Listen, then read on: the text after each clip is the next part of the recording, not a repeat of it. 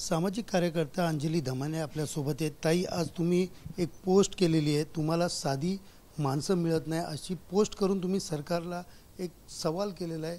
नेमकं काय पोस्ट आहे, काय तुमच्या भावना आहे? नाही, आज जेव्हा भुजबळ मंत्रिमंडळाची मंत्री म्हणून शपथ घेत आहेत असं कळलं तर खूप अस्वस्थ वाटलं। मला खूप राग आला की असं काय आहे की राजकारणात एक भ्रष्ट मंत्री गेला तर त्याच्याऐवजी दुसरा भ्रष्ट मंत्री आपल्या डोक्यावर थोपवला जातोय। कारण ह्यांच्या हेच जे भुजबळ आहेत यांच्याच विरुद्ध काही काळापूर्वी मी खूप लढा दिला होता। अगदी सुप्रीम कोर्टापर्यंत आम्ही लढलो होतो। त्यांच्यावर 7 स्कॅम्स म्हणजे महाराष्ट्र सदन हा त्यातला एक होता घोटाळा। कालिना लायब्ररी असो, ओशिवरा स्कॅम असो, 2653 कोटीचे डिस्प्रपोर्शनेट ॲसेट्स असो, एवढं सगळं असताना सुद्धा काय नाईलाज आहे की तुम्हाला अशाच माणसाला पुन्हा मंत्री म्हणून घ्यायचंय। म्हणजे असा काय तुम्हाला काही चांगली माणसं मिळत नाहीत का राजकारणात? तुम्हाला चांगले सद्गृहस्थ नकोत का राजकारणात? की एक धनंजय मुंडे विरुद्ध लढून त्याचा राजीनामा घेतोय, तर ज्यांना ऑलरेडी जेलची वारी करून आलेले, ते पण 1-2 महिने नाही 2.5 वर्ष जेलमध्ये राहून आलेले छगन भुजबळ तुम्ही आमच्या डोक्यावर थोपताय। मला तर कळत नाही या राजकारणाला म्हणायचं काय। आता किळसवाणी झाले एवढंच म्हणावंसं वाटतं।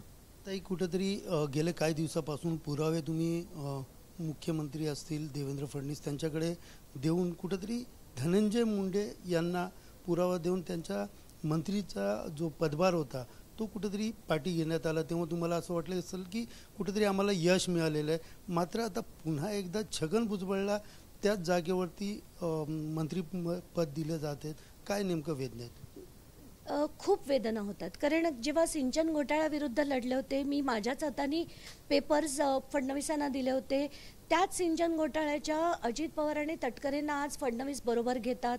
एवढंच नाही तर त्याच्यानंतरचा महाराष्ट्र सदन घोटाळा त्याच्याविरुद्ध जीवतोड लढलो आम्ही आणि FIR झाला। भुजबळांना जेलची वारी 1-2 नाही 2.5 वर्ष भोगावी लागली। त्यानंतर त्याच भुजबळांना आता पुन्हा मंत्रिपद जर फडणवीस देत असतील आणि एवढंच नाही तर आदर्श घोटाळा जो झाला त्याच्या अशोक चव्हाणांना जर मंत्रिमंडळ जर त्यांनी पुन्हा आपल्या पक्षात घेतलं असेल तर अशांना काय म्हणावं? आणि राजकारण इतकं किळसवाणी का? चांगल्या माणसांना हे का राजकारणात घेत नाहीत असा प्रश्न मला, नाना पाटेकरांना, सगळ्यांना पडतो। आणि हे सगळेजण आम्ही इतक्यांदा प्रश्न विचारून सुद्धा जर परत हे मंत्रिमंडळात घेतले जात असतील याचा अर्थ असा की तुम्हाला जितकं ओरडायचं तुम्ही ओरडा, आम्हाला काही फरक पडत नाही। तुम्हाला लढायचं आहे तुम्ही लढा, आम्हाला काहीही त्याचा त्रास होणार नाही। आम्हाला जे हवेत ते आम्ही घेत राहणार।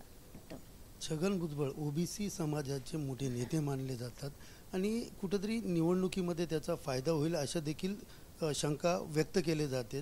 तुम्ही कसं पाहता?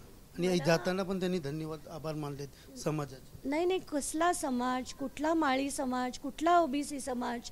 समाजाचं यांनी आतापर्यंत काय भलं केलं हाच प्रश्न मला मुळात पडतोय। पण आता मला वाटतं त्यांच्या समाजाला सुद्धा कळायला लागेल की यांच्याकडे तर 2653 कोटी आहेत, आमच्याकडे समाज म्हणून काय आहे? हा प्रश्न जेव्हा समाजाला नीट व्यवस्थित कळेल तेव्हा हे सगळी जी दुकानं उघडली आहेत ना समाजाच्या नावाची ती बंद होतील। आता पुढचं पाऊल काय असणार आहे? ज्या पद्धतीने धनंजय मुंडेसाठी तुम्ही पुरावे घेऊन मुख्यमंत्र्याकडे गेलेले आहेत, आता छगन भुजबळला त्यांचंच खातं दिलं जातं असं सांगितलं, मग तुम्ही तशाच पद्धतीने आता पुरावे घेऊन जाणार, पाठपुरावा करणार, काय नेमकं पुढे करणार? मला आता लढण्यातच उपयोग वाटत नाहीये। त्यामुळे आता पुढे लढायचं का लढणं सोडून द्यायचं ह्याच्यावर मी आता निर्णय लवकरात लवकर घेणार आहे। धन्यवाद ताई आमच्याशी बोलल्याबद्दल। कॅमेरा पर्सन गणेश रहाटेसह सुनील जाधव, TV9 मराठी, मुंबई।